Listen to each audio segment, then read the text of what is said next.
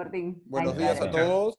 Hola Martín, ¿qué Ahí tal? ¿Cómo está. les va? Buen día. ¿Qué tal, Martín? Bueno, ya tenemos más de 25 personas conectadas. Ok. Agradecerles a todos por el interés en estos seminarios que vamos a comenzar a dar a partir de esta semana. Y primero agradecerle a Guillermo Buzo, Listo, ahora te aviso. que con él hemos logrado, digamos, coordinar esta serie de charlas, ¿no? Todas relacionadas con el tema de mantenimiento de campos de golf y que se van a dar a lo largo del año. Para los que no lo conocen, digamos, que son pocos de esta lista, Guillermo viene viniendo al Perú desde el año 2002, ¿no? Y durante todo ese año ha conocido, creo que, la gran mayoría de los campos del Perú. Solamente le faltan algunos que son los de las minas, pero digamos, ahí no hay mucho verde, o sea que no tenemos la oportunidad. Pero nada, agradecerle a él y también agradecerle a Héctor Schwartz, que es el que nos va a dar la conferencia hoy. Héctor es ingeniero agrónomo de la Facultad de Agronomía de la Universidad de Buenos Aires y también es profesor de la misma casa de estudios en las cátedras de edafología, floricultura y jardinería. Él creó y dirige el primer laboratorio en Argentina especializado en análisis de sustratos y además es el único laboratorio para el análisis de materiales según las normas USGA para la construcción de greens y métodos de análisis según normas FIFA para la construcción de canchas de fútbol sobre suelos y arenas. Calculamos que la charla hoy va a durar bastante, entonces por favor si tuvieran preguntas, háganlas a través del chat. Si hay tiempo al final de la sesión, vamos a tratar de contestarlas, y si no, las vamos a tomar en cuenta para poderles hacer llegar sus respuestas posteriormente vía correo. Listo, sin más, dejo a Héctor, y por favor les agradecería que los que no tienen sus micrófonos en mute, los pongan para que no se corte la comunicación. Gracias. Bueno, buenos días. Un gusto y agradecimiento a esta invitación de la Federación Peruana a través de Guillermo Martín. Bueno, voy a compartir un poco algunos aspectos de mi especialidad. Se está escuchando bien, ¿no? Sí, perfecto. ¿Se escucha bien? Sí, sí. Bueno, entonces, voy a comentar algunas cuestiones de mi especialidad, quizás recordando algunos principios de la edafología, pero siempre voy a hacer comentarios con un sesgo hacia las carpetas de césped con fines.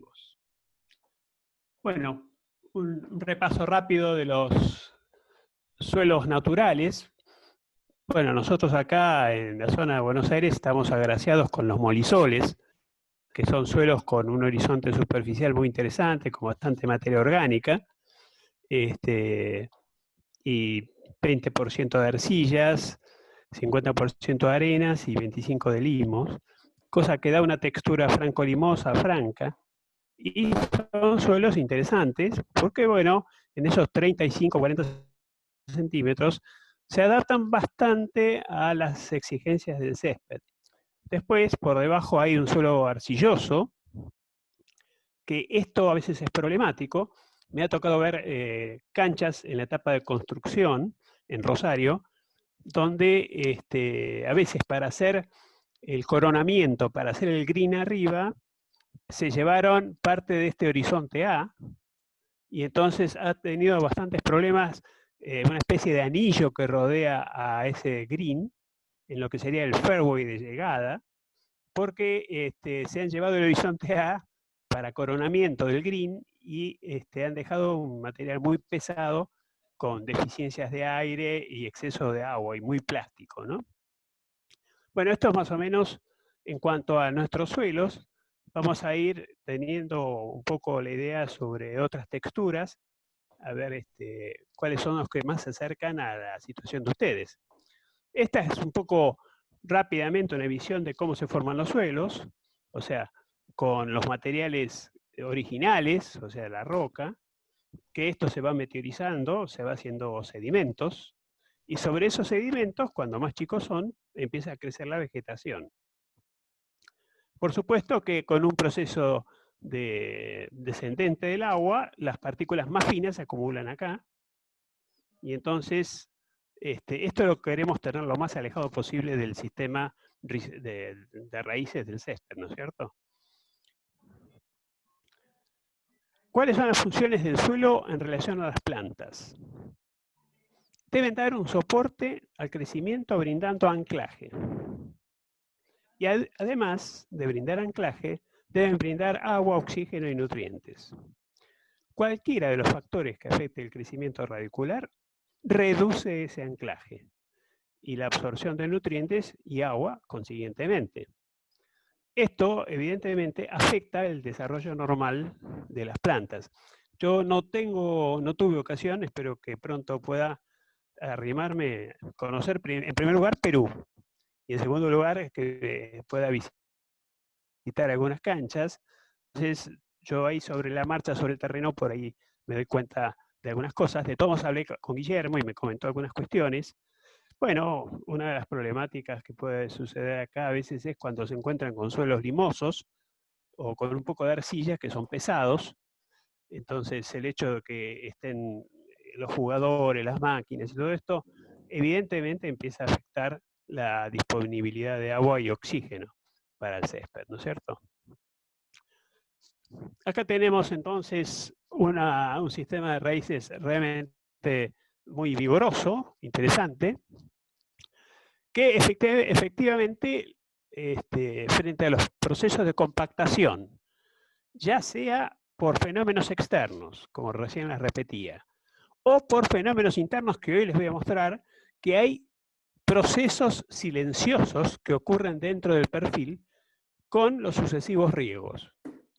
Todo eso va determinando una compactación del suelo y pérdida de poros, que luego determinan un mal drenaje. Esto determina la formación de raíces muy superficiales, tirando guías en parte superficial, que eso puede interesarnos porque da mayor cobertura. Pero en general, la exploración de raíces en esas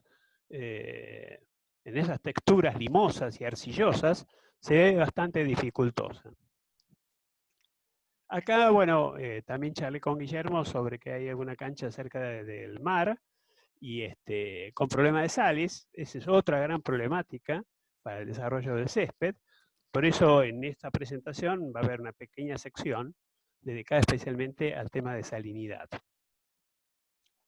Otras cuestiones serían básicamente la relación ácido-base, o sea, el tema del pH, sabiendo que normalmente el césped en líneas generales se maneja muy bien entre pH 6 a 7, o sea, puede ampliarse a 5,5 y 7,5. Si bien aparecen algunas especies que pueden tolerar pH mayores, como por ejemplo Paspalum vaginatum, que puede tolerar esas condiciones. Decidí dedicar una pequeña transparencia a lo que nos encontramos aquí cercano a un conglomerado urbano, que podría pasar también en Lima claramente, y es que empiezan a aparecer lo que se llaman suelos antropogénicos.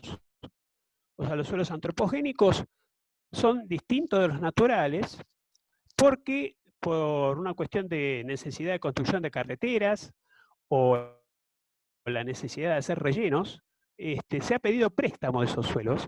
Entonces los perfiles naturales que veníamos charlando se ven claramente afectados. Por lo tanto, el diagnóstico para poder emprender la construcción de una cancha de golf en un lugar donde ya hay suelos antropogénicos alterados, evidentemente necesita otro tipo de tratamiento distinto a la de los suelos naturales. Bueno, acá están los tipos de suelos. Los antrosoles, que serían los suelos que corresponden a zonas que han sido cultivadas por cientos de años, inclusive con unas cuestiones de las prácticas de los aborígenes. Y entonces son suelos que realmente ya tienen una modificación muy fuerte, porque se dedican a esto, entonces hay agregados de materia orgánica durante cientos de años, y eso va cambiando mucho el tema de los horizontes. Otro aspecto son los tecnosoles, o sea, suelos urbanos, artificiales, en general que se terminan siendo suelos de relleno, a veces en zonas donde hay escombros, materiales plásticos, residuos urbanos, y después se pone como dressing, como una carpeta arriba, un pequeño perfil para poder encesparlo. Eso es muy común acá en nuestro caso, y no sé si ustedes allá en Lima capaz que tienen también los cordones sanitarios, es la forma en que se encespa la acumulación de basura, o sea, se remata una vez de que se rellenaron los puntos, acá lo hace el SEAMSE, el coronamiento sería después de 10 años de juntar basura, se cierra con arcillas y arriba se hace un pequeño perfil para poder encesparlo.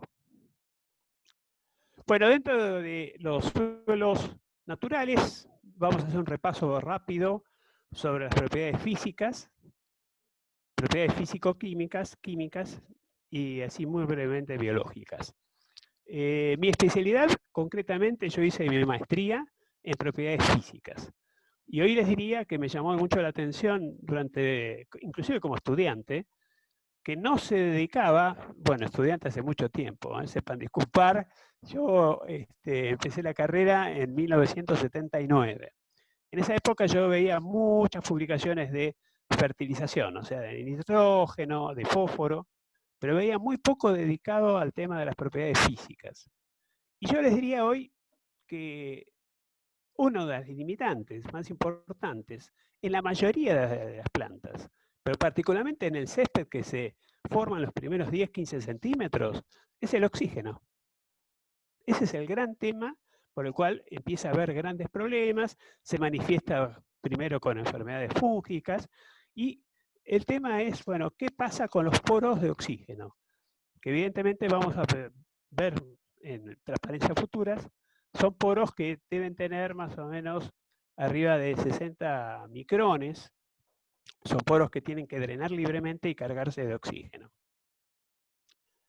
Entonces, dentro de las propiedades físicas, todo esto está determinado por la textura, estructura y después la porosidad en general con poros de agua y poros de aire.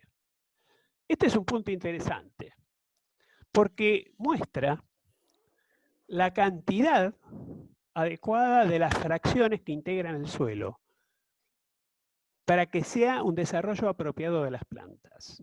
Entonces acá tenemos material mineral, esto es un gráfico torta en volúmenes, en volúmenes. O sea, se admite hasta un 50% de material mineral y el otro 50% de vacíos. Bueno, acá he dedicado un 5% a la materia orgánica, que es muy importante, y en todo caso el 45% restante, vacíos, que son agua y aire casi en proporciones semejantes. Por eso a veces vemos que ante el proceso de compactación puede haber deficiencias o empiezan manchoneos en el césped o enfermedades fúngicas fundamentalmente. Bueno, en la textura saben bien, se acuerdan del tema de arenas, limos y arcillas, de acuerdo a sus tamaños. O sea, básicamente el césped está muy cómodo en estas dos tipos de tamaños de partículas, arenas gruesas y medias. Que esto es lo que elige los greens USGA y que las normas FIFA han seguido el mismo alineamiento que la USGA, ¿no? O sea, que la USGA en realidad, ¿no? Entonces, esto evidentemente sabemos que si lo hacemos sobre suelos, no lo tenemos. Porque sobre suelos empieza a haber limos y arcillas. Entonces, físicamente, lo que se suele hacer, que creo que, o sea, Guillermo algo me comentó, es que se empieza a hacer permanentemente agregado de arenas al suelo del lugar. Entonces, de esta forma, despacito se va llevando a un mejoramiento del drenaje, a permitir que a pesar que hay una compactación, el suelo no pierda porosidad. Otra cosa que importa mucho, o sea, en algunos estudios que hice sobre clubes de golf que siguen los lineamientos de hacer los perfiles USGA, es muy, pero muy importante la forma de las partículas. A veces se ve por ejemplo, en arenas continentales, las arenas que son llevadas por el viento, se ve estas formas irregulares que dan justamente una respuesta de un material arenoso muy estable, que queda trabado entre sí. Nosotros, particularmente al estar en Buenos Aires, cerca del estuario del Río de la Plata, lo que tenemos son estas formas redondeadas. Estas formas redondeadas normalmente juegan como bolilleros de un rulemán. Entonces, justamente lo que se ve es que cuando yo termino de armar una formación y alguien lo pisa o viene una pelota, básicamente deja huellas. Y deja huellas porque el impacto de la pelota lo que hace es dejar marcado justamente sobre esas arenas, porque las arenas se movieron. ¿Y se movieron por qué? Porque son la mayoría de bordes redondeados. Bueno, esto sería una prueba a campo, o sea, de ver cómo suena al dedo, y ustedes seguro lo han hecho, un suelo arenoso, rugoso, que ustedes sienten entre los dedos que hay una rugosidad. El suelo limoso suena como talco, es una especie de talco. Y el suelo arcilloso, muy pegajoso, o sea, que justamente da un brillo. Este brillo que ven acá es la respuesta que hubo a la lámpara del flash, porque se acomoda el agua, o sea, las arcillas tienen cargas y entonces el agua, que es dipolar, se acomoda y entonces en respuesta a eso devuelve un brillo. Bueno, nosotros en el laboratorio que tenemos para ver los materiales, contamos con este vibrador electrónico que directamente tiene todos los tamices de todas las arenas y aparte se hace un análisis de limos y arcillas por otros métodos y de esta forma entonces uno puede decir la aptitud de las arenas para poder construir un green o para poder ser usado como dressing directamente. Bueno, acá están todas las texturas más interesantes para césped, son justamente arenoso franco, franco arenoso, franco, hasta franco limoso. O sea, estas 4 clases texturales son las más útiles para estas cuestiones. Acá, el famoso carrera agronómica, lo hemos usado, está justamente la zona que abarca las distintas clases texturales que son apropiadas para el... No tienen las clases texturales que necesita y tiene otras clases texturales, por ahí más franco-limosas, franco-arcillo-limosas. Y bueno, de alguna manera tenemos que empezar a manejar con esto de que el césped crece en superficie, ir armándole un escenario nuevo a partir del suelo y cada vez con más arena y más arena, y entonces cada vez va a ir mejorando más. El tema es que a veces, si la zona no es llovedora, no hay temas de drenaje, pero a veces, si el agua es muy salina, van a tener que resolver los temas de drenaje. Acá ya tenemos otra propiedad física muy importante, que es el tema de la estructura. La estructura simplemente es la agregación de las partículas primarias. Acá tenemos un ejemplo a través de un microscopio, que es un esquema, ¿no? Una arena, 2 limos, y después todo lo que está asociado entre los limos y las arenas, que son arcillas inorgánicas, materia orgánica, exudados microbianos, toda una serie de cuestiones que son fundamentalmente producidas en el horizonte superficial. Por eso es muy interesante poder tener estos escenarios para el desarrollo de las raíces. Acá queda marcado también cuáles serían las formas de los agregados más adecuadas para un muy buen desarrollo de raíces, que es la exigencia de la carpeta cespitosa. O sea, a veces encontramos suelos muy alterados donde se llevaron el horizonte A para hacer ladrillos, para hacer construcciones, y nos encontramos en superficie con estas otras formas que están realmente muy negativas para el desarrollo de raíces. Acá están estas estructuras favorables, la migajosa, la granular, siempre en superficie. Y acá son las que queremos tener lejos. Estas fundamentalmente son formas prismáticas, algunas formas columnares. Estas son bravas porque indican presencia de sodio. Algunas zonas también que están en la superficie de estas son estas cuestiones, que son planchas, verdaderas planchas. Estos son terrenos bastante difíciles para lograr un buen encespado. Y en el caso que tengan mucha presencia de limos, en algunos valles que tengan sedimentación limosa, nos encontramos con lo que llaman suelos sin ninguna estructura. Que si son a base de arenas, que tampoco tienen estructura, son interesantes para poder conducir una carpeta encespada. ¿Por qué? Porque tienen una proporción de poros de drenaje libre y garantizan la presencia de aire. Luego, con el tiempo, el césped va generando exudados orgánicos y va a ir formando alguna estructura. Lo que es bravo esto es cuando tengo sedimentos muy finos, como arcillas o limos. Acá tienen una foto de una alumna con los agregados granulares o migajosos. Están en el término de 5 milímetros, 10 milímetros, son los más adecuados.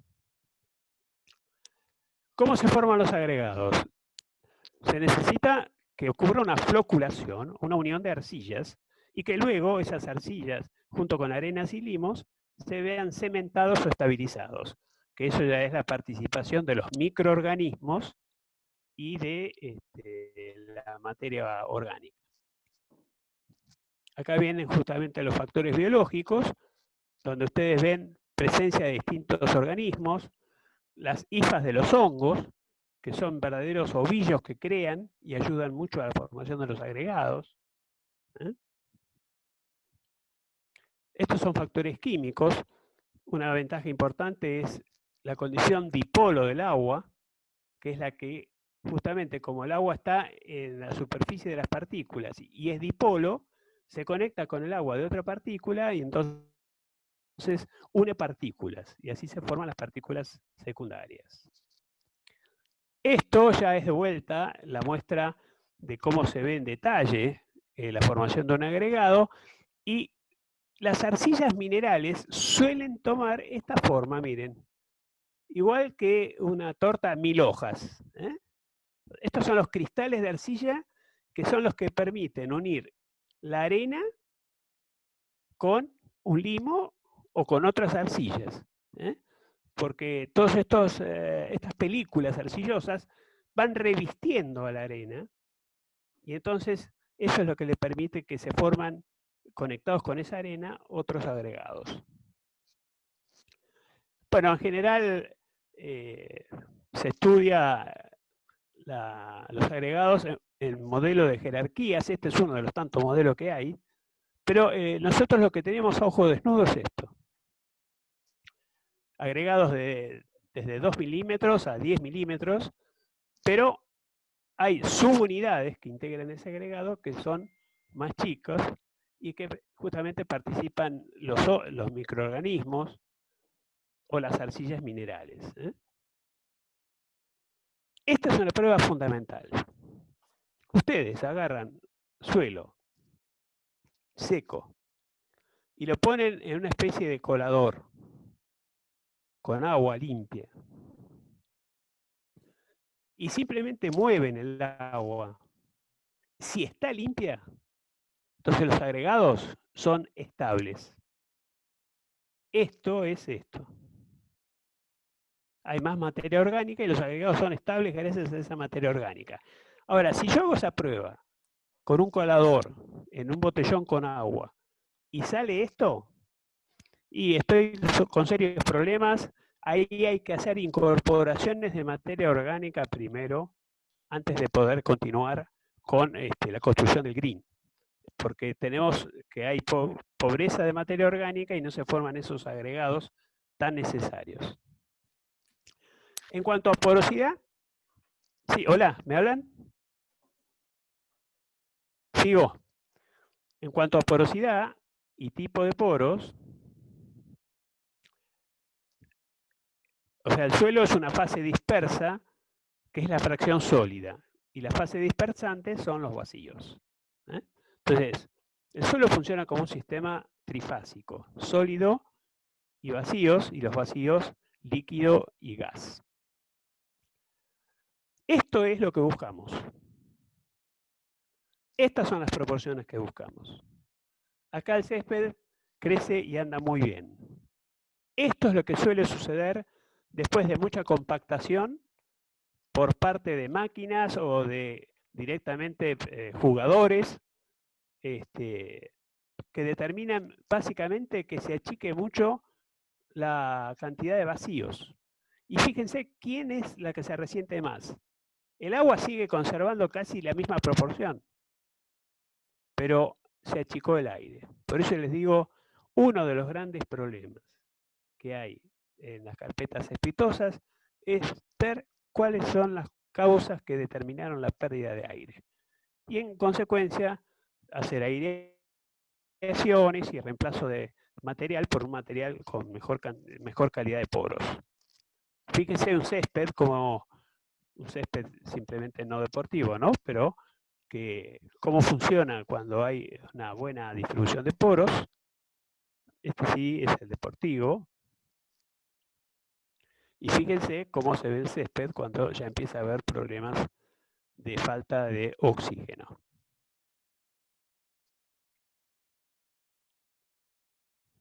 Acá tenemos algunos charcos. O sea que esa porosidad total eran poros con agua y poros con aire. ¿Cómo funciona el patrón de los poros? Y funciona de esta forma. Estos son los agregados o partículas secundarias. Y dentro de ellos están justamente los poros internos.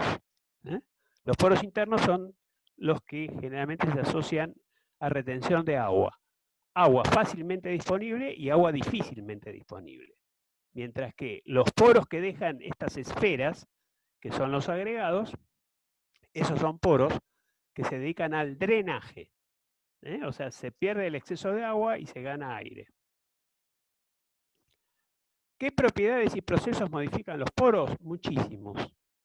Lo vamos a ver un poquito rápido. Una es qué distribución de tamaño de partículas tiene el material que voy a usar. Por eso usaba ese vibrador. Cuando alguien me manda el material al laboratorio para ver si se puede armar algo interesante o hay que cambiar algún tipo de arena. La forma de las partículas, que ya lo habíamos visto. Todo esto determina qué cosa, la distribución de tamaño de poros. Pero después hay fenómenos silenciosos. ¿Qué son estos? Oclusión de poros, que eso es por el pasaje de partículas finitas que ocupan los poros de las gruesas. Entonces yo digo, ¿cómo? Yo puse arenas. Sí, puse arenas y las mezclé con un suelo muy arcilloso y limoso, que no es estable. Entonces, ¿qué ocurre? Sobre todo los limosos. Esos limos ocupan los poros de las arenas y empieza a haber un mal drenaje, falta de oxígeno. Otro aspecto es el empaquetamiento. O sea, cuando viene material y lo tiran simplemente y cae como una lluvia, tiene un empaquetamiento bastante inestable. Pero va a buscar tener un empaquetamiento realmente más estable. Fíjense ustedes acá las formas de las arenas, que ya las comentamos. Esto es una tabla, yo después este material a través de Guillermo se los voy a hacer llegar. Así, por eso hay mucha información que hay para leer. Pero yo no quiero hablar de cada una de las transparencias, pero acá está lo que yo les decía. Los poros que tienen función de aireación y drenaje instantáneo. Fíjense qué tamaño, 300 micrones. Drenaje normal, los poros de 300 a 70. Que este es el punto. O sea, tenemos que tener una proporción de poros mayores de 70 micrones. Si tenemos en suelos limosos o arcillosos este tipo de poros, esto es drenaje lento, muy lento, y retienen agua.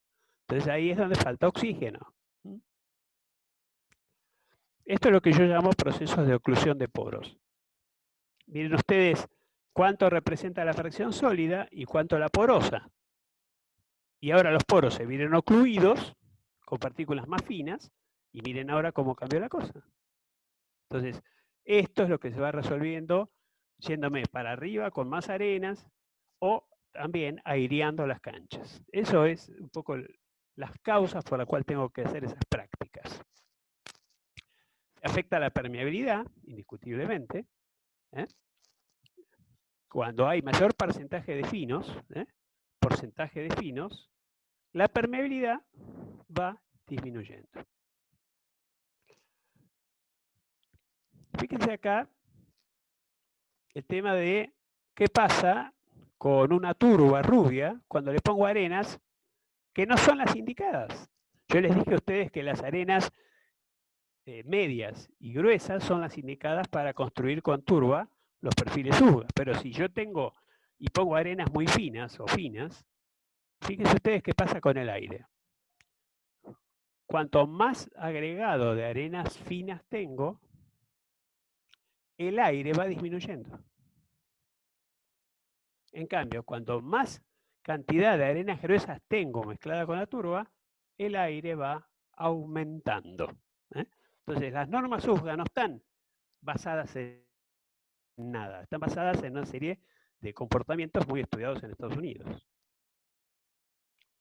Esto es lo que les decía de las partículas que buscan arreglos estables. Cuando yo tiro por lluvia, ya sea porque vino un camioncito y tiró la arena que voy a usar, tiene un arreglo estable, pero si la piso, vieron que se hunde mucho el pie. ¿Por qué? Porque va a buscar otros arreglos. Va a buscar otro tipo de arreglos mucho más estables. Y fíjense cómo va la porosidad. Fíjense en el término FP. Me trajeron la arena con esta porosidad. Cuando encontró el arreglo estable, llegó a esta, que es muy bueno. Pero si encima empieza a haber compactación y traslocación de partículas, empieza a tener esta porosidad. Cada vez menor.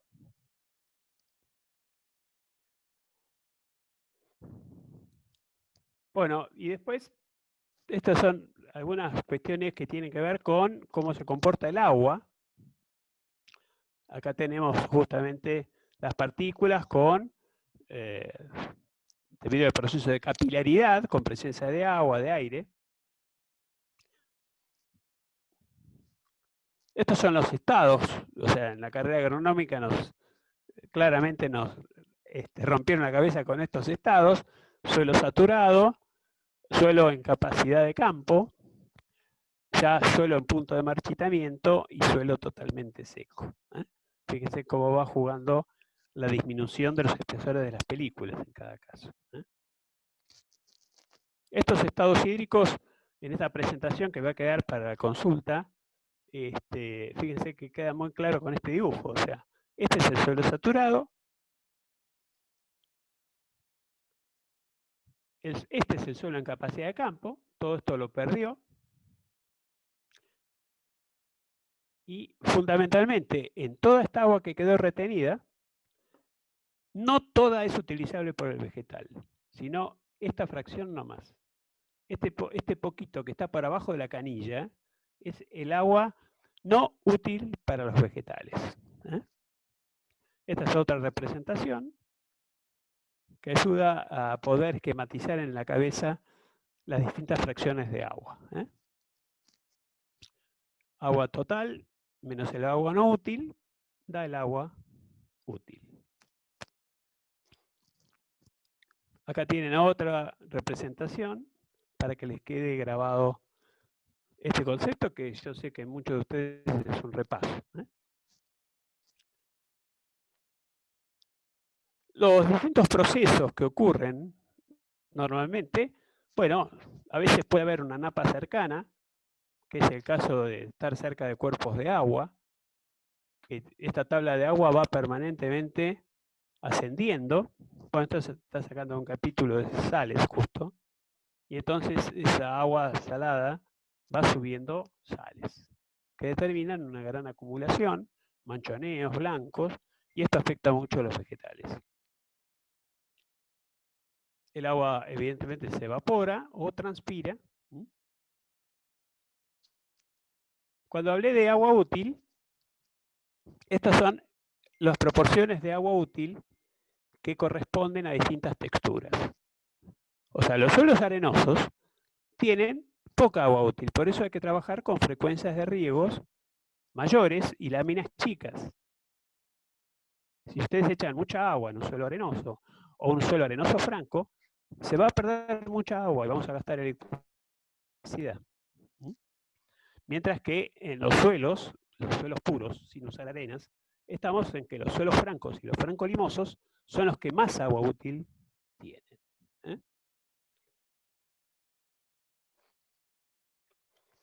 ¿Cómo se distribuye el agua respecto a una función que tiene que ver con el volumen? Este signo que ven acá es el volumen, o sea, la capacidad, el contenido volumétrico de agua. Este es el contenido volumétrico de agua, y esto es los potenciales que tiene que vencer la planta para absorber. Entonces, esto indica que cuando el suelo está totalmente saturada, toda la porosidad llena de agua, los primeros contenidos de agua disminuyen y se pierden simplemente por acción del campo gravitatorio. Eso es lo que se llama región de entrada de aire, y que les mostré que sería deseable que sea entre el 20 y 25%. Luego viene la región capilar, que es la cantidad de agua que queda disponible para las plantas con distintas tensiones. Acuérdense que yo les había comentado agua útil y agua no útil. El agua útil es esta, y ya de aquí para abajo los potenciales cada vez son más negativos y va quedando directamente agua no útil. Acá vemos cómo en la dinámica de agua se distribuyen los poros, o sea, cómo es la formación del agua en un suelo arenoso y cómo se distribuye en un suelo arcilloso. En propiedades físico-químicas tenemos el tema de pH, capacidad de intercambio y contenido de sales. En reacción del suelo, bueno, casi todos ya sabemos lo que es la reacción del suelo, es la cantidad, el contenido de hidrógenos que hay, y que de alguna manera se expresa en forma de pH para que entendamos con un número sencillo que sea palatable para nosotros si el suelo es ácido o es básico. Hoy habíamos hablado que el césped anda bien entre pH 6 y pH 7, pero hay especies que toleran otros pHs. Esos hidrógenos, igual que también los nutrientes, van quedando retenidos por cargas en los coloides. ¿Y quiénes son los coloides? Dos coloides muy importantes que hay en el suelo: las arcillas minerales y la materia orgánica del suelo. Entonces, normalmente pH está asociado con las propiedades físicas, esto ya es para lectura de ustedes, pero que indica que un suelo con pHs neutros o levemente ácidos tiene muy buenas condiciones físicas. ¿Por qué? Porque los microorganismos necesitan de calcio y de magnesio para poder hacer esos exudados, y eso está normalmente en suelos que no son muy ácidos. En cuanto a propiedades químicas y cuanto a fertilidad, evidentemente preferimos suelos que no sean tan ácidos, porque los suelos ácidos los tenemos muy claros como suelos pobres y los otros como suelos que tienen nutrientes. Este es un muy lindo ejemplo cuando ustedes a veces encuentran algunas deficiencias, que vean en qué pH está el perfil. La medición de pH es muy sencilla. O sea, en tubitos de plástico ponen un dedo acostado de suelo y 3 dedos de agua, todo medido desde el fondo del tubito, y ponen ahí, mezclan bien, dejan que sedimente un poco. A veces se le agrega sulfato de bario o sulfato de calcio para que sedimente, porque el limo y la arcilla no dejan ver bien el color, y ahí usan cintitas. Ahí pueden usar cintas para poder determinar pH, o pueden utilizar directamente una lectura con un pHímetro. Acuérdense, es una parte, un dedo acostado del suelo contra 3 dedos acostados de agua. Agua sería agua destilada, ¿eh? Bueno, esto es simplemente los valores que tienen los suelos porosos, perdón, los distintos sistemas, distintos paisajes. Y estas son las enmiendas fundamentalmente que se usan para corregir pHs, o sea, o usamos el tema del enyesado para bajar el pH o el encalado para poder subirlo.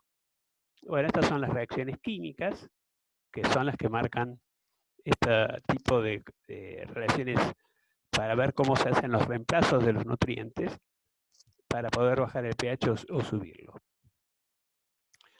Los suelos, cuando más materia orgánica tienen más poder buffer.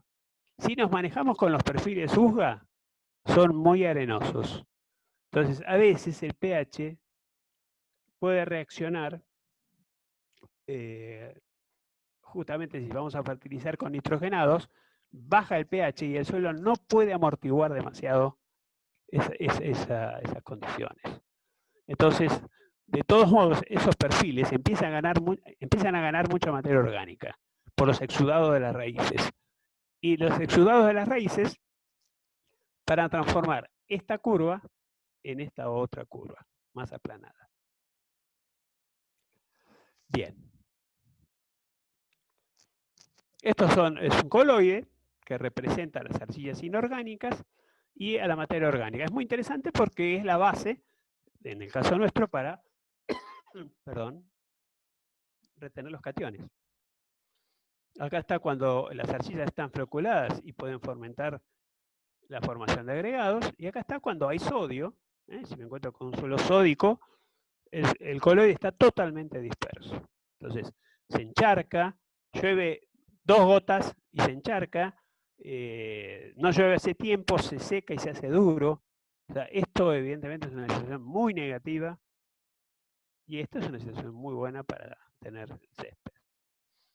Acá vemos que esta capacidad de retención se mide con la capacidad de intercambio catiónico.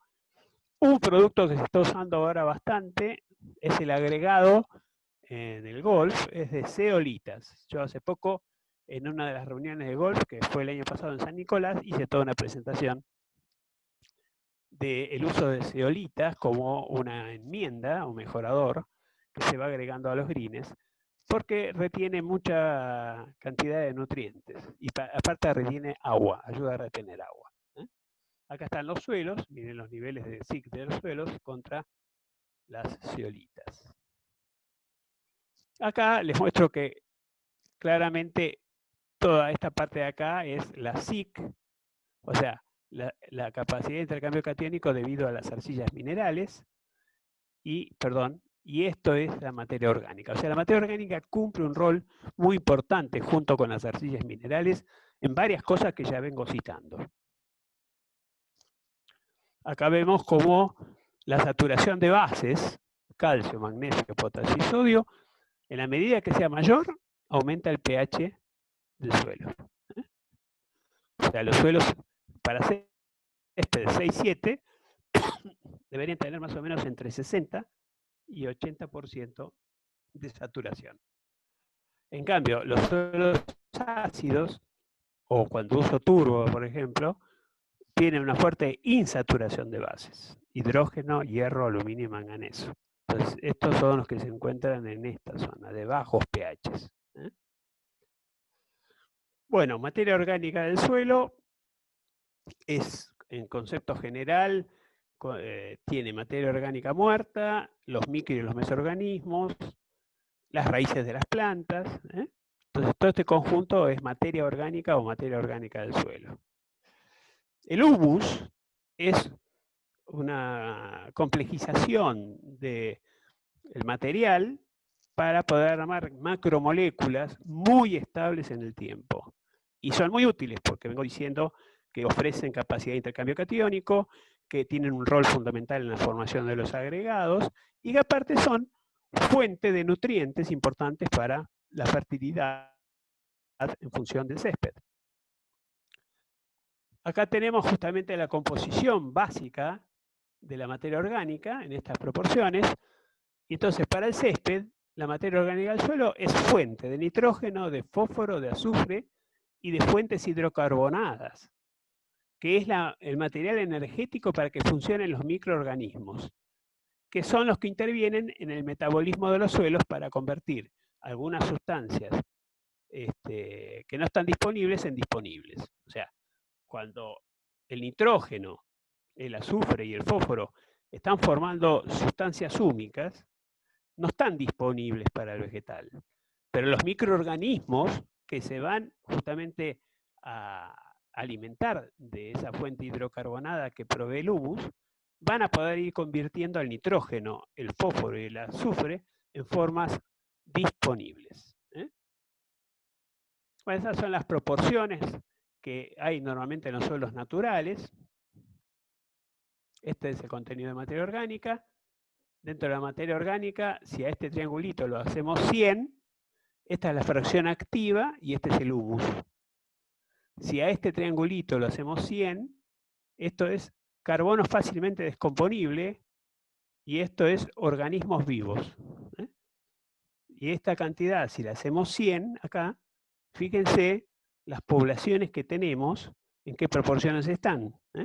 Los hongos, que trabajan mucho en el tema celulósico y hemicelulósico, bacterias y actinomicetes, que actúan descomponiendo la materia orgánica para brindar energía. Bueno, y parte de la fauna y las levaduras, que cumplen también roles fundamentales. Este es el ciclo de carbono, para que lo puedan ir viendo con tiempo.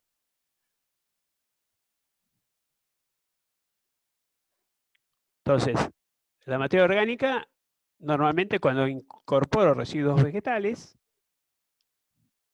fundamentalmente lo que ocurre es que aparecen distintos grupos de sustancias que van y que son inestables, algunas de ellas. Estas son más estables, estas son más inestables, pero brindan energía, que es necesario. Y entonces de esta forma se van armando distintas condensaciones de la materia orgánica para formar el humus. Y esto es lo que va a funcionar fundamentalmente creando los agregados. Bueno, acá están los conceptos de lo que es la descomposición de la materia orgánica, en qué elementos producto de esa descomposición pasan a ser disponibles, realmente muy interesantes. En general lo que se busca es una aerobiosis, porque si llega a haber anaerobiosis con suelos encharcados, lo que empieza a aparecer es metano, hidrógeno, ácidos orgánicos de bajo peso molecular, olor a orina o a amoníaco, olores raros que son sulfídrico, todos olores raros que están indicando que la microbiota de ese perfil inundado está con problemas. Y si la microbiota está con problemas es por falta de oxígeno. Y entonces realmente el césped también está sufriendo en esas condiciones. Bueno, acá tenemos distintos tipos de sustancias que integran esa materia orgánica, que más o menos se los comento rápidamente. Hay sustancias que se descomponen muy rápido y dan esa fuente hidrocarbonada y energética, y hay sustancias que son mucho más estables, pero que también cumplen un rol, porque son las que van a sostener la estructura de esos perfiles. Acá tenemos el caso de la materia orgánica húmica, la que es propia de los suelos genéticamente, que se descompone muy lentamente. Y con el tiempo, los agregados de los residuos se van descomponiendo muy, muy rápido. Pero no se descomponen todos, no llegan a cero. O sea que todo este material que se descompuso es la fuente hidrocarbonada que va a permitir seguir sosteniendo la presencia de humus, que es esta línea de acá. Bueno, acá indica que son macromoléculas muy pesadas, con estructuras muy complejas, que se pueden reducir a esto, que es interesante. En general, este es un monómero, acá tenemos núcleos aromáticos, y estos son puentes de unión entre núcleos. Y así se forma un polímero. Las funciones de la materia orgánica en los suelos, en general, nosotros acá en los molisoles estamos entre 2 a 4% de materia orgánica y tienen funciones distintas, ¿no? Esos contenidos varían con el relieve, varían con el tipo de clima, el tipo de vegetación, la materia orgánica, el material original, que son las rocas que dieron origen a ese suelo, el tiempo y la acción antrópica.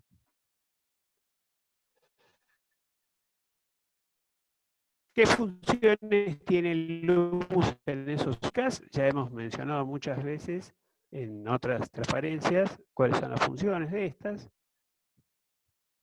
En funciones físico-químicas, acá me sale un cartel que dice,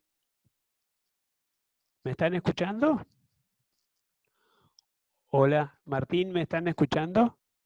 Sí, perfecto, perfecto, sí. Bueno, perdón. Entonces, en las propiedades físico-químicas, justamente le habíamos dicho que determinaba un buen intercambio catiónico, un buen poder buffer ácido-base, le da estabilidad a los coloides porque forman geles y entonces con estos geles se forman los agregados. Hay procesos de óxido de reducción interesantes que ahora vamos a ver que tienen mucho que ver con la nutrición del césped y también influye en las propiedades bioquímicas. Es fuente de nutrientes para los microorganismos y es fuente de energía, como ya lo había citado. Lo más moderno que se está estudiando ahora y que hoy es una de las líneas más importantes hace unos 10 años es empezar a trabajar con biofertilizantes. Y los biofertilizantes trabajan por este concepto que se descubrió en la materia orgánica procesos fisiológicos o propiedades fisiológicas que hay directamente mensajeros que van activando el crecimiento de las raíces y que fomentan, pues, en consecuencia, un muy buen crecimiento aéreo. Hay también sustancias antagónicas, a veces que pueden ir jorobando la disposición de un cultivo futuro. O sea, hay también otras propiedades fisiológicas que, por ejemplo, bueno, yo trabajo en una empresa que produce sustratos y que es el uso de compost. Los compost, justamente, lo que hacen es que haya efectos de supresión y empiezan a tener efectos fitopatógenos. O sea, no fitopatógenos, al revés. O sea, suprimen los fitopatógenos. Entonces, en los compost se empiezan a usar bastante también en el tema de la combinación con arenas para poder hacer los dressing y aumentar el perfil. Bueno, este es un tema que creo que lo padecen, por lo que me comentó Guillermo. O sea, en general los problemas de alomorfismo, ya estamos en salinidad, es la necesidad de realizar carpetas exitosas en zonas nuevas, subhúmedas y semiáridas. Esto es que nos encontramos con el alomorfismo cuando queremos construir estas carpetas. También hay desarrollo de carpetas exitosas en áreas bajas o zonas con influencias de freáticas cercanas, que también determina suelos salinos, salinización, la salinidad. O sea, un alto contenido de sales disminuye la absorción de agua. Ustedes saben muy bien cómo influye esto en el potencial osmótico, entonces las plantas no pueden absorber agua fácilmente. Hay también otro tipo de aspectos que ya vamos a ver en una transparencia siguiente. La tolerancia de algunas especies es porque han, de alguna manera, fabricado recursos para poder sostener esto. Y es la habilidad de la planta para disminuir la succión osmótica en ciertos tejidos, la capacidad de la planta para regular selectivamente la absorción de iones, evitando justamente que aparezcan efectos tóxicos por efecto de sodio, habilidad del protoplasma de las células de esas especies a resistir efectos deleterios por acumulación de sodio. O sea que hay una serie de adaptaciones, producto de la evolución y de la mejoría genética, que hace que algunas especies estén mucho más aptas que otras.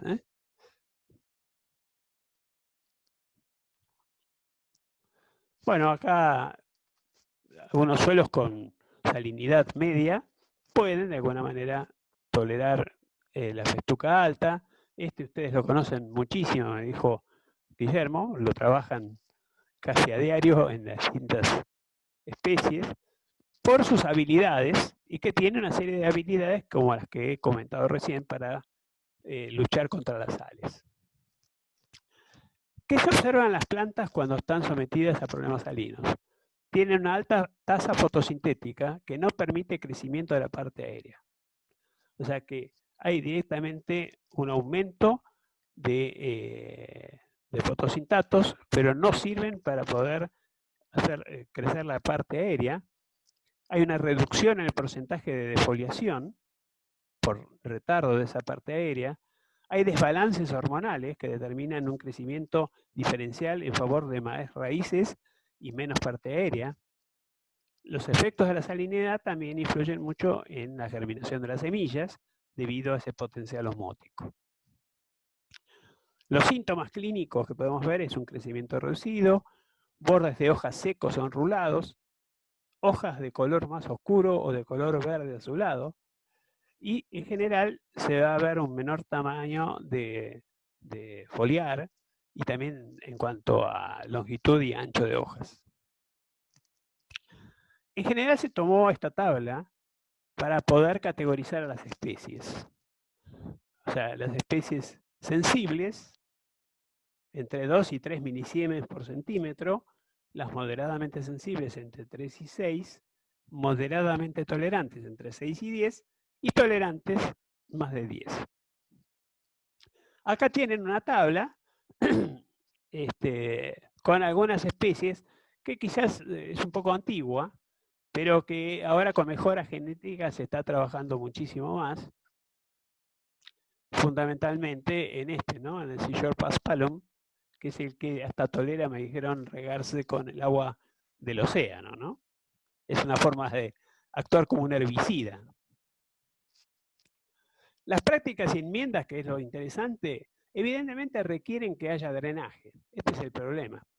Si ustedes están con suelos que, porque llueve poco, no se necesita drenaje en realidad, pero son salinos, sí se necesita drenaje, porque requieren aplicar lo que se llama el requisito de lixiviación. Se aplican generalmente láminas de hasta 200 milímetros en un suelo arenoso y permite remover hasta el 50% de las sales en en un espesor de 90 centímetros. O sea, también depende del tamaño de las arenas, ¿no es cierto? Pero es un recurso muy interesante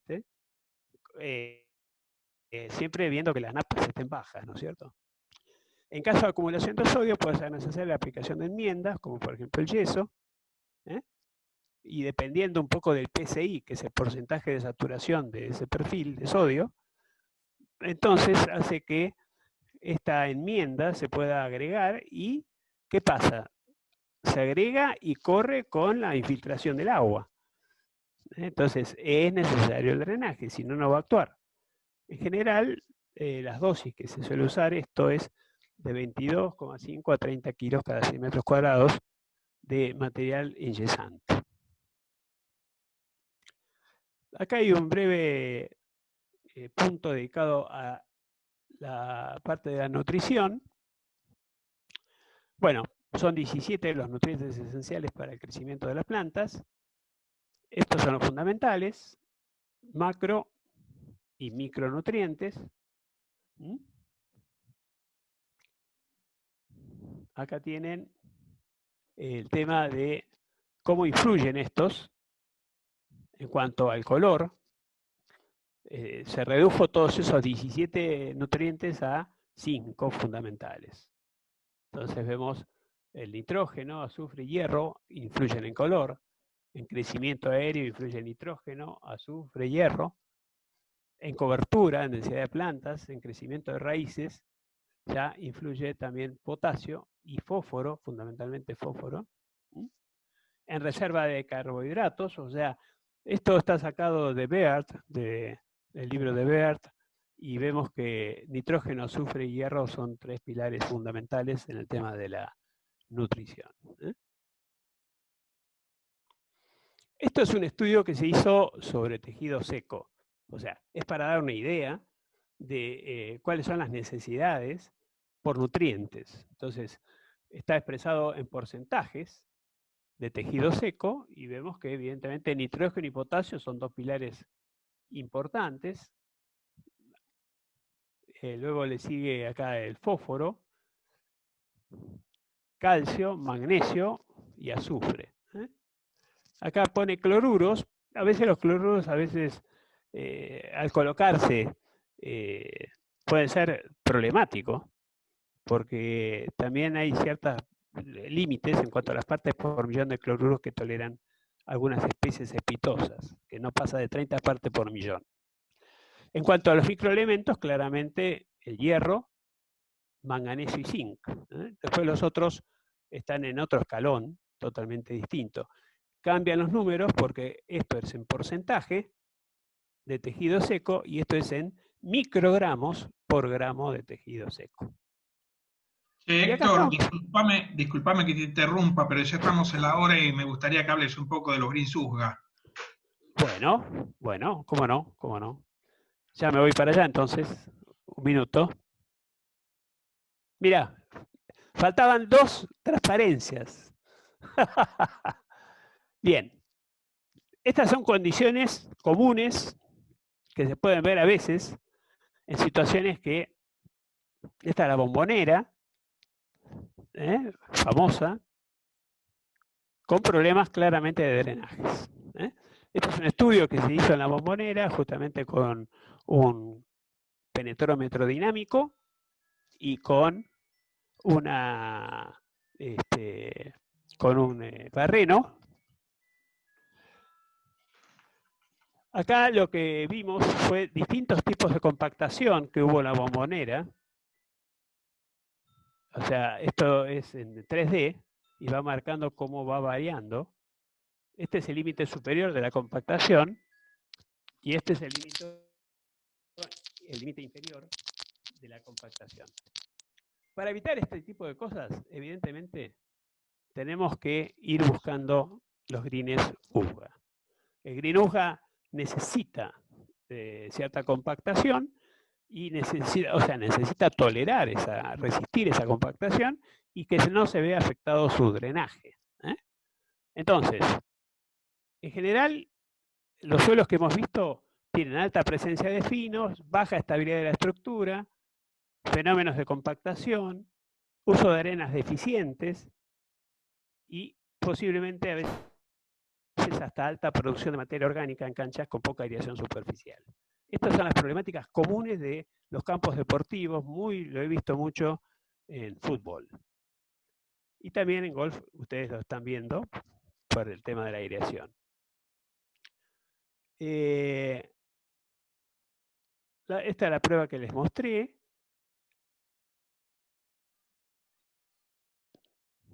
Estos son repasos de por qué un green USGA, hasta que llegamos a los greens en sí mismos. Estos integran lo que se llama los All Sand Drainage System, o sea, se usa arena con turbas sin suelo. Es una de las últimas técnicas que provee gran calidad de juego y permite aplicar carpetas de césped muy competitivas. O sea, en general se eliminan todos los problemas que hemos visto en fotos anteriores, en transparencias anteriores, y entonces esto tiene alta probabilidad, y si no, porque también exige un alto presupuesto, está bien empezar a trabajar con estos carpeteados proporcionales de arenas, que bueno, es lo que el club puede hacer a través de su posibilidad, ¿no es cierto?, de su presupuesto. ¿Qué necesita un green USGA? Necesita una fuerte nivelación del terreno, un coronamiento donde se va a hacer. En general son 80% de volumen de arenas, que en más de un 60% tienen que ser arenas medias a gruesas. Y el 20% restante en volumen son las turbas, que en general es aconsejable una turba rubia, pero humificada, o sea, son las que se llaman turbas H4, H6. Yo a veces he visto turbas en algunos campos deportivos y usan turbas que son lo que se llama el destape del turbal, que es un material que se mineraliza muy fácil. Nosotros queremos que la turba esté por lo menos 2 o 3 años ahí, para poder acompañar a lo que después va a ser reemplazado por ¿quién? Por la materia orgánica de los exudados radiculares, ¿no es cierto? La curva de distribución de tamaños, en general, tiene que tener cierto adecuamiento o maritage con las piedras de drenaje. Tiene que haber cierta compatibilidad entre la piedra y las arenas. Y entonces, y bueno, y también se acompaña con un sistema de drenajes profundos del tipo espina de pescado. Bueno, este es básicamente el perfil, donde vemos un topsoil de unos 30 centímetros. Si no hay condiciones de maritage entre las arenas usadas porque no se consiguieron y las piedras, se coloca un pequeño filtro de 5 centímetros en base a lo que es arenas muy gruesas y gravillas. Generalmente es un material entre 1 y 4 milímetros. Y el resto es la cama de material granítico, que generalmente está entre unos 5 a 12 milímetros de tamaño. Entonces, en el coronamiento primero se van marcando los canales,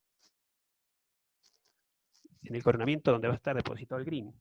Se hacen los canales estos, se coloca la piedra, se apoyan los caños de drenaje y se sigue poniendo la piedra hasta acá. Si hay maritage, o sea, hay coincidencias entre ambas, no es necesario esta capa. Entonces, directamente puede haber 35 centímetros de esto, 20 de piedra y 10 más en los canales para los tubos de drenaje. Los tubos de drenaje tienen que tener el agujereado hacia abajo, no hacia arriba, hacia abajo. Es para evitar el taponamiento cuando se translocan partículas finas o exudados orgánicos que pueden llegar a taponar esos tubos. Entonces, en relación a esa ausencia de limos y arcillas, se produce un drenaje muy alto. Debe ser correcta la presencia de arenas, las piedras y el tipo de turba para poder darle sustentabilidad al green en el tiempo, ¿no?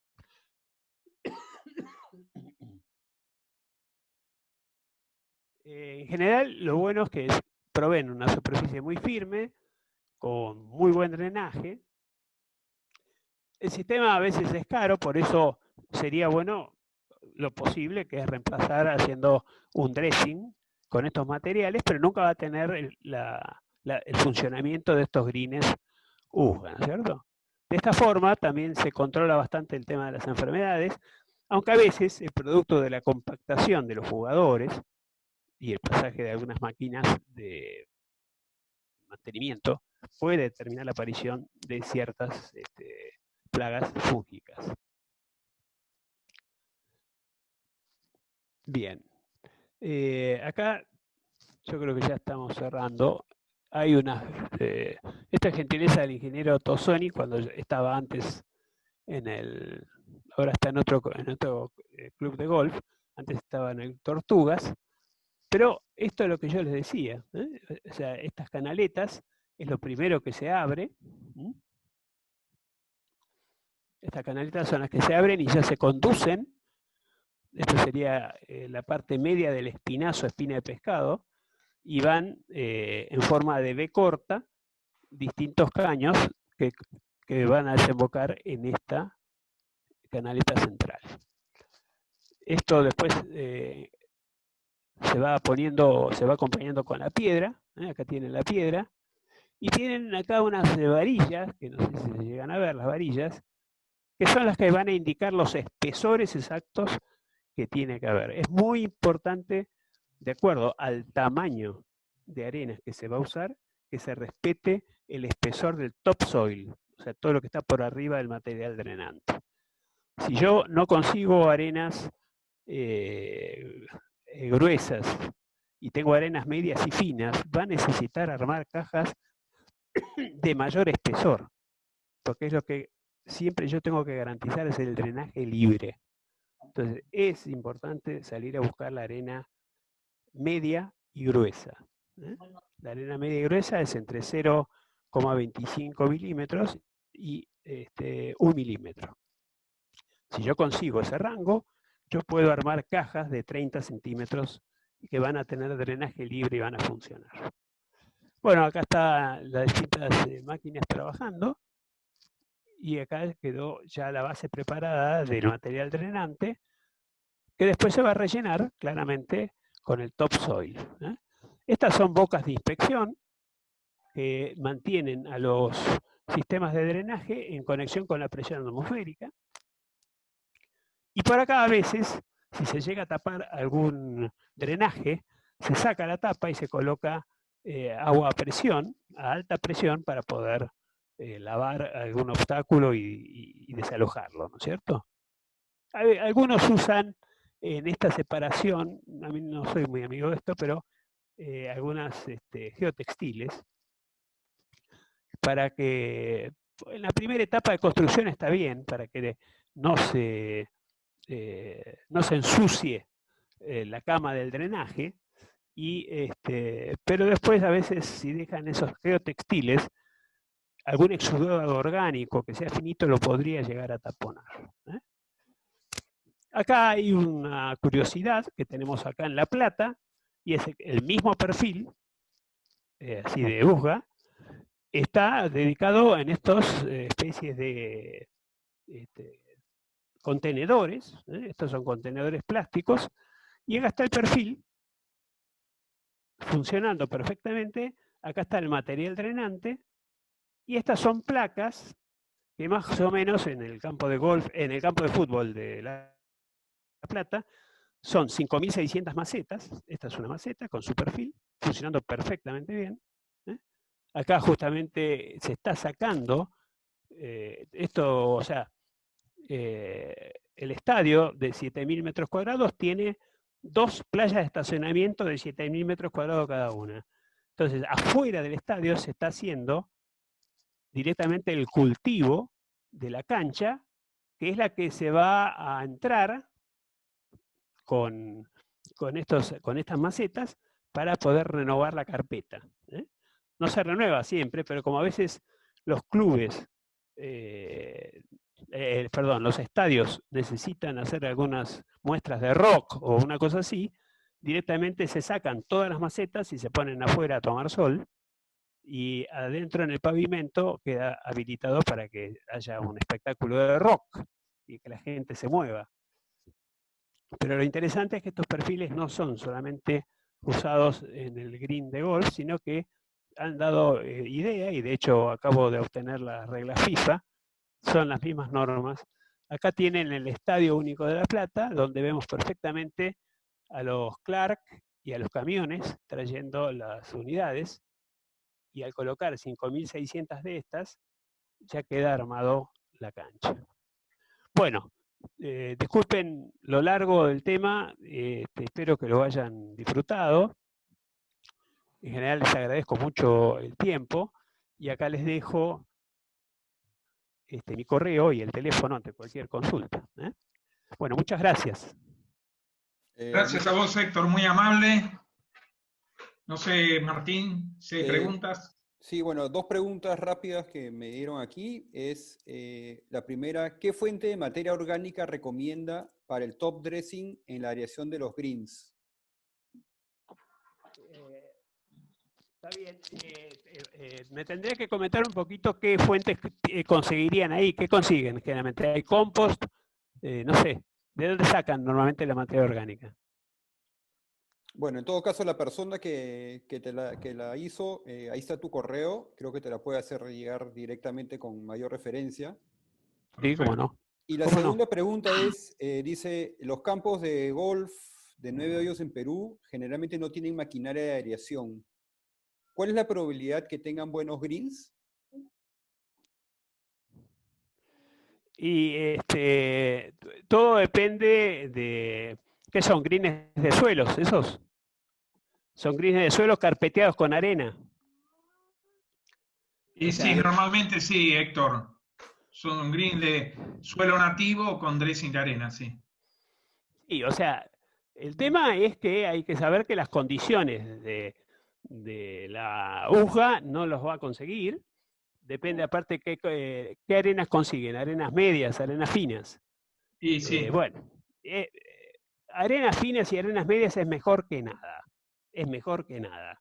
Entonces, sin duda que en la medida que el suelo, si llega a ser pesado y el ser se encuentra dificultoso en crecer, hacer un buen carpeteado de arenas e invitar al césped a que empiece a explorarlo. Esto puede traer buena arena con una materia orgánica de un compost, y en los compost ahí tendría que fijarse alguna empresa que sea muy seria que garantice que están maduros. Porque a veces, acá por lo menos en Argentina pasa, en algunos casos, que se ofrecen compost que no están del todo maduros y entonces generan un tema que es que tienen mucha demanda de nitrógeno, ¿no? Y empieza creciendo, pero amarillea. Y amarillea porque el nitrógeno, en vez de llegarle a las plantas, está abasteciendo a los microorganismos para que puedan seguir madurando ese compost. ¿Entienden? ujú. Se escucha mal, Muy Héctor, ahora, bien, ¿eh? sí. ¿No es cierto? ¿Eh? Bueno, ¿Cómo? creo que estamos con problemas de comunicación al final. En todo caso, cerramos la sesión, no sin antes agradecerle a Héctor por su interesante exposición. Y nada, ¿no? Estaba charlando con Guillermo y existe la posibilidad de probablemente poder enviar, no sé, muestras de suelos para que puedan ser analizadas en Argentina, en el laboratorio. Y claro, tendríamos que ver cuál sería pues, el sistema de envío y regulaciones sanitarias probablemente para poderlos recibir. Pero quedamos eso como tarea y te vuelvo a agradecer, Héctor, por todo tu apoyo. Bueno, agradezco mucho la atención que dispensaron y disculpen si se hizo un poquito largo. Traté de cubrir un poco las expectativas de todos, pero bueno, estoy a disposición a través de Guillermo lo que necesiten, ¿eh? Muchas gracias, Muchas Héctor. gracias. Bueno, muchas gracias Buenas a todos fiestas. por estar en esta primera sesión y recuerden que la siguiente sesión va a ser el siguiente lunes. Por esta vez van a ser 2 lunes seguidos y le vamos a estar haciendo llegar durante la semana el correo con los datos. Muchas gracias y hasta la próxima.